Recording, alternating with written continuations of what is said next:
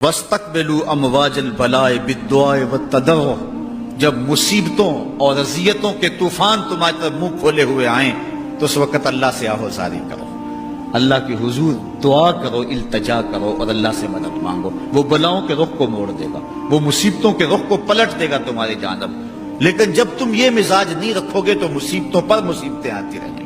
حضرت موسیٰ علیہ السلام کے پیٹ میں درد کا احساس ہوتا ہے تو کوہ طور پہ چلے گئے، کیسے جلیل القدر نبی تھے، اللہ سے ڈائریکٹ رابطے تھے، اور جا کے کہا مالک میرے پیٹ میں درد ہو رہا ہے۔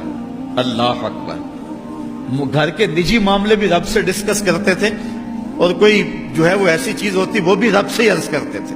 کہا میرے مالک میرے پیٹ میں درد کا احساس ہو رہا ہے، دوائی کی پوری لینی ہے تو وہ بھی جا کے کوہ طور سے رب سے ہی لیتے تھے۔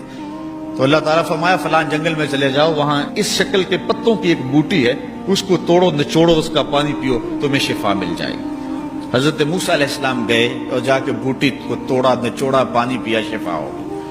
کچھ عرصہ بیتا، دوبارہ اسی طرح کا درد جاگا۔ اب نسخہ تو ذہن میں تھا، کوہ طور پہ نہ گئے، اس جنگل میں چلے گئے اور جا کے بوٹی کو توڑا، اس کے پتے نچوڑے، پانی نکالا، پیا، لیکن درد اور زیادہ بڑھ جاتا۔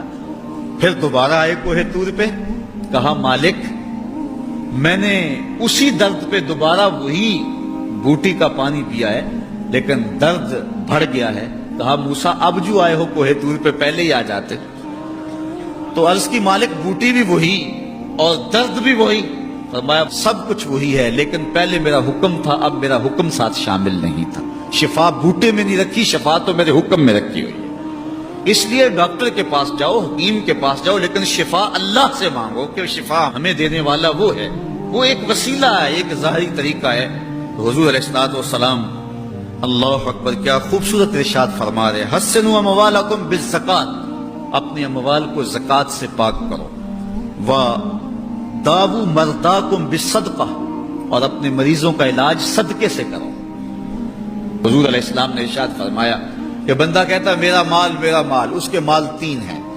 ایک مال وہ جو اس نے کھایا اور ضائع کر دیا، دوسرا اس کا مال وہ ہے جو اس نے پہنا اور پرانا کر دیا، اور تیسرا اس کا مال وہ ہے جو اس نے آگے بھیج دیا۔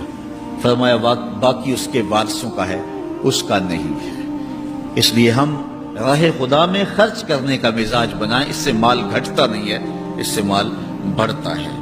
بلکہ جب راہ خدا کے اندر ہم خرچ کرتے ہیں تو ہمارا جو دوسرا مال ہے وہ بھی پاک ہو جاتا ہے۔ اللہ کے محبوب کا ایک فرمان سنیے جس کو حضرت حسن بصری رضی اللہ تعالیٰ عنہ بیان کرتے ہیں، حسنوا اموالکم بالزکات وداووا مرضاکم بالصدقہ واستقبلوا امواج البلاء بالدعاء والتضرع۔ فرمایا کہ اپنے مال کو، اپنے اموال کو زکات سے پاک کرو اور اپنے مریضوں کا علاج صدقے سے کرو، اور جب مصیبتیں اور بلائیں تمہارا رخ کریں تو پھر دعا سے اور اللہ کے حضور زاری سے اللہ کی مدد چاہو۔ آج ہم صدقے کا مزاج بہت کم کر چکے ہیں۔ اسی زمانے میں ایسا ہوتا تھا کہ جب کوئی بیمار ہوتا تھا تو سب سے پہلا کام لوگ یہ کرتے تھے کہ صدقہ دیا کرتے تھے، ڈاکٹر کے پاس پھر جایا کرتے تھے، حکیم کے پاس پھر جایا کرتے تھے، سب سے پہلے اس کی جان کا صدقہ دیا کرتے تھے۔ صدقہ قضا کو بدل دیتا ہے، تقدیر کو بدل دیتا ہے۔ صدقہ سے اپنے مریضوں کا علاج کرو۔ اصل ڈاکٹر کے پاس جانا، علاج کروانا سنت ہے، اس کی ممانعت نہیں ہے، لیکن یہ بات ہمیشہ ذہن میں رکھیے گا کہ ڈاکٹر کے پاس دوا ہے، شفا نہیں ہے۔ شفا اللہ کے دستے کرم میں ہے۔ اس لیے جب بھی بیمار ہو جاؤ تو پہلے صدقہ کرو اور پھر ڈاکٹر کے پاس جاؤ، اللہ اس صدقے کی برکت سے ڈاکٹر کی دوا میں شفا رکھ دے گا، کیونکہ شفا تو اس کے حکم میں ہے نا، چیزوں میں تو شفا نہیں ہے، وہ تو اس نے حکم جہاں دے دیا وہاں شفا ہے۔